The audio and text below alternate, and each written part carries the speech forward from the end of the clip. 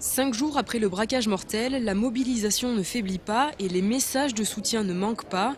Dans la foule, l'un des fils du bijoutier est touché par cet élan de solidarité. On pense beaucoup à votre papa. Merci beaucoup. Je suis forcément ému d'avoir autant de soutien par les commerçants, par les citoyens, par les Niçois et par les Français avant tout. À quelques mètres de là, Didier Aznar, client de la boutique et ami de la famille.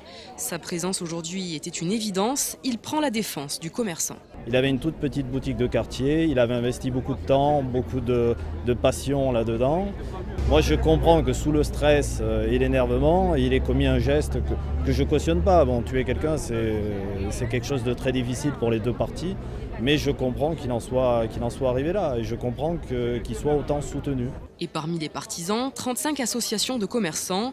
Pour la plupart, ils ne cautionnent pas l'acte commis, mais comprennent le quotidien difficile du bijoutier. C'est sûr, pas faire justice soi-même, c'est une règle, mais on peut comprendre la révolte qui nous arrive quand quelqu'un vient prendre dans votre caisse. Il faut que la peur change de camp.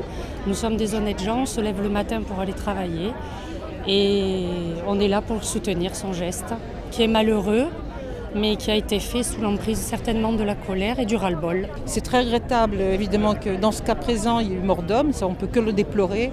Mais bon, je pense que les pouvoirs publics doivent aussi prendre leurs responsabilités. Même constat pour le président du syndicat des bijoutiers de la Côte d'Azur qui exprime son ras-le-bol. Depuis le début de l'année, 8 bijouteries ont été braquées dans les Alpes-Maritimes, dont 3 à Nice.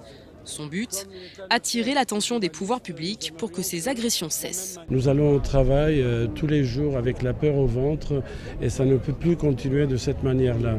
Donc nous demandons au pouvoir public de plus de présence policière, surtout en fonction de nos commerces.